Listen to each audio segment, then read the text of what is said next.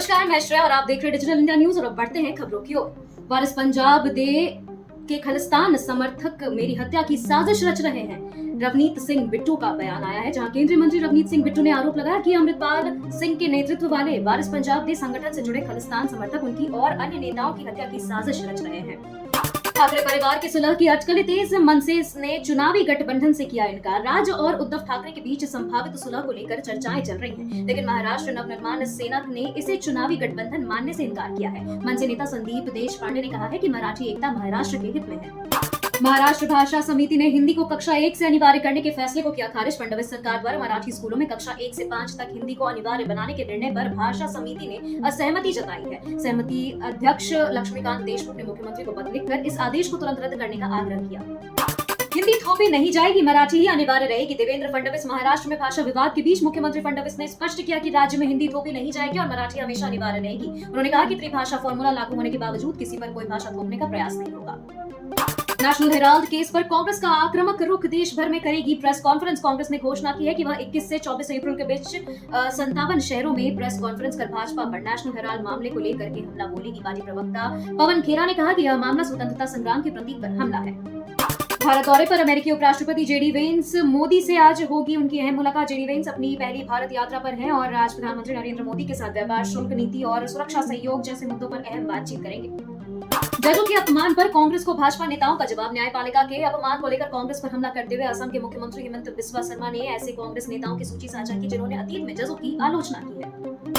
बंगाल हिंसा पर राष्ट्रपति शासन की मांग पर सुप्रीम कोर्ट की तीखी टिप्पणी। सुप्रीम कोर्ट ने राष्ट्रपति शासन की मांग पर प्रतिक्रिया देते हुए कहा कि वह राष्ट्रपति को आदेश नहीं दे सकते क्योंकि पहले ही न्यायपालिका पर कार्यपालिका में दाखिल देने का आरोप लग रहे हैं। यह टिप्पणी वक्फ अधिनियम के विरोध में हिंसा को लेकर दाखिल याचिका पर की गई। अमेरिका में राहुल गांधी के बयान पर भाजपा का हमला। राहुल गांधी द्वारा बोस्टन यूनिवर्सिटी में दिए गए भाषण को लेकर भाजपा ने आरोप लगाया कि वह देश में भारत की संवैधानिक संस्थाओं को बदनाम कर रहे हैं। भाजपा प्रवक्ता ने कहा कि राहुल का ये रवैया दर्शाता है कि वह मोदी विरोध के नाम पर देश विरोध कर रहे हैं। रोहित वेमुला एक्ट लागू करने की मांग। राहुल गांधी ने कांग्रेस शासित राज्यों को लिखा पत्र। राहुल गांधी ने 3 कांग्रेस शासित राज्यों के मुख्यमंत्रियों को पत्र लिखकर रोहित वेमुला अधिनियम लागू करने की अपील की है ताकि वंचित वर्गों के छात्रों को जातिगत भेदभाव से सुरक्षा मिल सके। मुंबई में हेयर कट करा रहे चिराग। पटना में चुनावी ऐलान। चिराग पासवान मुंबई में हेयर कट करा रहे हैं, जबकि उनकी जीजा अरुण भारती ने पटना में ऐलान किया कि चिराग बिहार विधानसभा चुनाव लड़ सकते हैं। लालू प्रसाद को एम्स से छुट्टी। मिसा के घर पहुंचे। आरजेडी प्रमुख लालू प्रसाद को तबियत बिगड़ने पर दिल्ली एम्स में भर्ती कराया गया था। अब स्वस्थ होने के बाद वो अपनी बेटी मिसा भारती के आवास पर चले गए हैं। बिहार में 2 आईएएस अधिकारियों का तबादला। पोस्टिंग। बिहार सरकार ने चुनाव से पहले प्रशासनिक फेरबदल करते हुए एक वरिष्ठ आईएएस अधिकारी का तबादला किया और एक को नई पोस्टिंग दी है। सामान्य प्रशासन विभाग ने इसकी अधिसूचना जारी कर दी है। कम भीड़ पर कांग्रेस जिला अध्यक्ष निलंबित। बक्सर में खड़गे की सभा में भीड़ कम आने पर कांग्रेस ने जिला अध्यक्ष मनोज पांडे को निलंबित कर दिया है। पार्टी ने इसे गंभीर लापरवाही माना। चुनाव से पहले पीके को झटका, नेता ने छोड़ी जनसुराज। पूर्णिया से जनसुराज पार्टी के अध्यक्ष राजीव राय ने चुनाव से पहले इस्तीफा देकर प्रशांत किशोर को बड़ा झटका दिया है। वह जनसुराज से विधानसभा चुनाव लड़ने की तैयारी में थे। मांझी पाखंडियों के बाप। चंद्रशेखर के बयान से सियासी बवाल। पूर्व शिक्षा मंत्री चंद्रशेखर के बयान पर जीतन राम मांझी पाखंडियों के बाप है। बिहार की सियासत गर्मा चुकी है। हम पार्टी ने तीखी प्रतिक्रिया देते हुए इसे दलित विरोधी मानसिकता बताया। जातीय जनगणना और जमीन पर पीके का नीतीश से सवाल। प्रशांत किशोर ने जातीय जनगणना, भूमि सर्वे और दलितों के लिए जमीन को लेकर नीतीश सरकार को घेरा है। उन्होंने चेतावनी दी कि 1 महीने में जवाब न मिला तो वह सड़कों पर उतरेंगे।